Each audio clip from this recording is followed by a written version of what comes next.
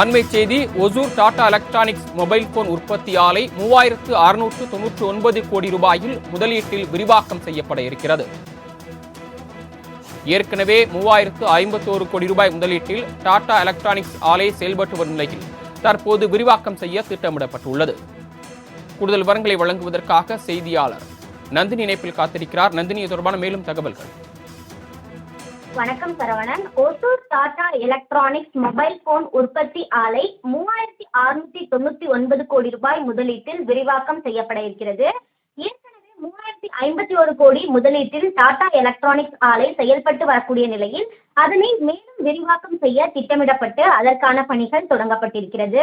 தற்போது 1.49 லட்சம் சதுர மீட்டர் பரப்பளவில் ஆலை செயல்பட்டு வரக்கூடிய நிலையில் 5 லட்சம் சதுர மீட்டர் பரப்பளவில் விரிவாக்கம் என்பது செய்யப்பட இருக்கிறது.